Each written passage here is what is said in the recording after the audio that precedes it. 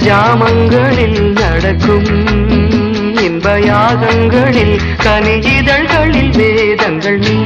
ஓதலாம் விழியிலே மணி விழியின் மௌன மொழி பேசும் அன்னம்